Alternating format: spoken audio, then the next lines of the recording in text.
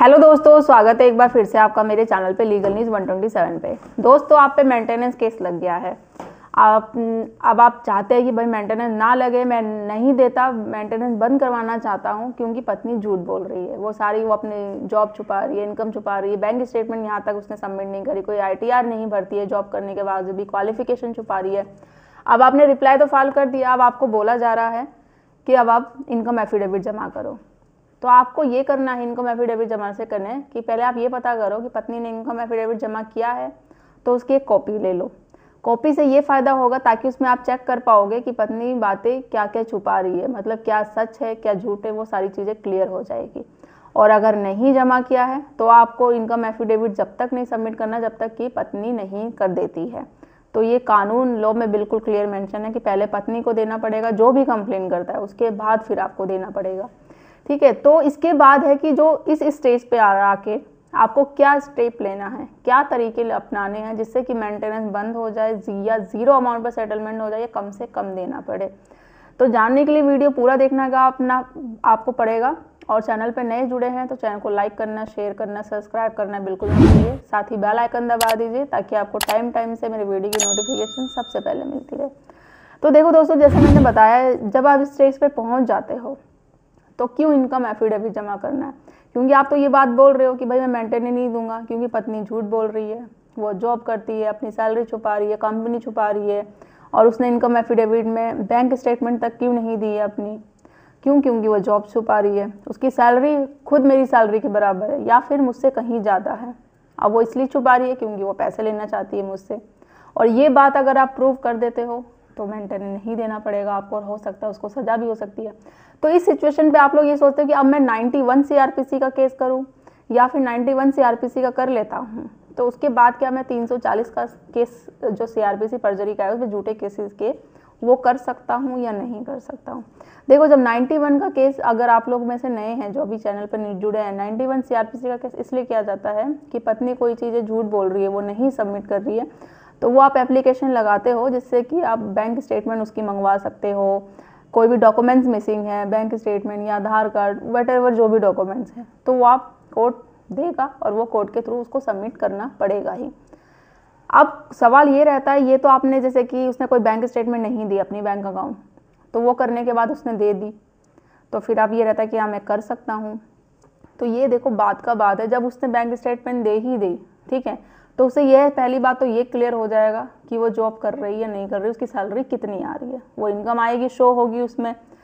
तो उससे सवाल पहला यही पूछा जाएगा, उस पर ही क्वेश्चन मार्क सबसे बड़ा होगा कि आप तो इनकम खुद लेते हो, मतलब जॉब कर रहे हो, और आपकी सैलरी पति के आपके बराबर है या फिर उससे ज़्यादा है, तो आपको इसमें मेंटेन की ज़रूरत ही नहीं पड़ेगी। तो ये केस आगे चलेगा ही नहीं, उसी वक्त उस पर क्रॉस क्वेश्चन आ जाएगा कि आपने ये बातें झूठ क्यों छुपाई है, और इनकम एफिडेविट पे अभी तक आपने जमा क्यों नहीं किया, या फिर जमा नहीं किया तो आपने साइन कर रखे हैं और आपने बातें ये छुपाई है, कोर्ट से झूठ बोला आपने कि आप जॉब नहीं करते या आपकी सैलरी कम है।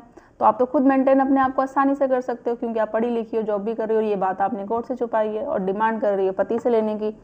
तो ये केस आगे चलेगा ही नहीं, मेंटेनेंस है जो वो बंद हो जाएगा। और हो सकता है कि बातें छुपाने की उसमें आरोप में भी, क्योंकि जब इनकम एफिडेविट जमा होता है तो उस पर सिग्नेचर होते हैं आप लोगों के, तो और जो भी धारा होती है, जो भी सेक्शन होता है उसके साथ ही उसको जेल भी हो सकती है, जुर्माना भी लगाया जा सकता है, तो वो होगी। और ऐसा हुआ भी है, दिल्ली हाईकोर्ट की एक मैंने अभी एक जजमेंट भी दी थी जिसने कि क्या हुआ था, सेम ऐसा ही सिचुएशन हुआ था कि पत्नी ने 30,000 उससे ले रही थी, 30,000 जो भी था अमाउंट, तो वो आप मेरे चैनल पर जाके देख लेना अगर आपने वीडियो नहीं देखी, वो जजमेंट भी मिल जाएगा, आपको बहुत हेल्प करेगा वो।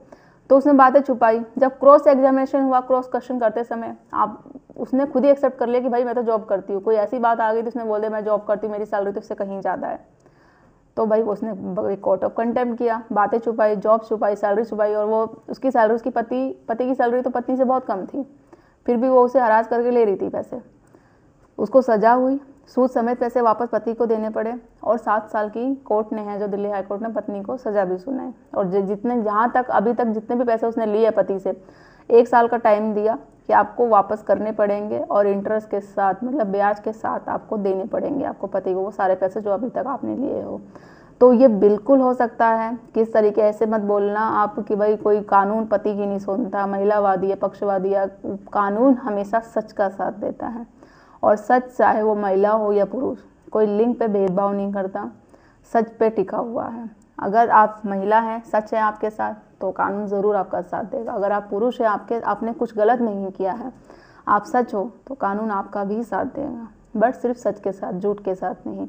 तो वो किस तरीके से आपको अपनी बात रखनी है, किस तरीके से अपनी बात आपको कोर्ट में बोलनी है, लाइक कोर्ट को कन्विंस कर देना है, सबूत दिखाना है कि आप सही हो। और वैसे भी ऑलमोस्ट मामले जो अभी तक आते चल रहे, जो मैट्रिमोनियम से पति पत्नी के वाद विवाद जो केसेस बढ़ते चले आ रहे, उसमें से जो ज़्यादा तादाद बढ़ती चली जा रही है उन पत्नियों की जो झूठे केसेस करती है। और झूठे केसेस करने के बहुत सारे होते हैं।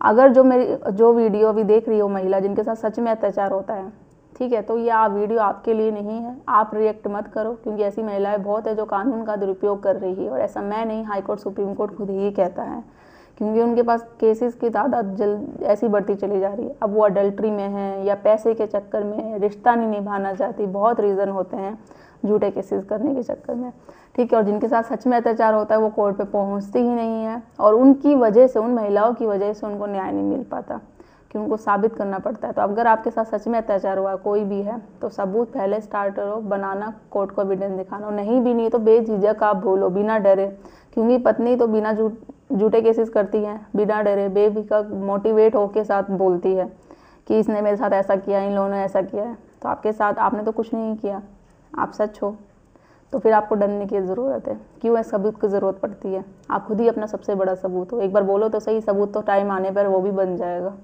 बाकी सबूत कैसे बनाने, एविडेंस कैसे इकट्ठे करने, ऑलरेडी मैंने इस पर वीडियो बना रखी है, तो आप चैनल पे जाओ, आपको वो भी मिल जाएगी।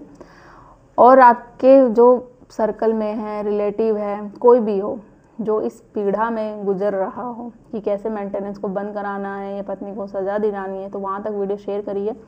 मेरी बहुत वीडियो मिलेगी आपको मेंटेनेंस से रिलेटेड, आप चैनल पे जाके देखो, और ज़्यादा से ज़्यादा लोग तक शेयर करिए।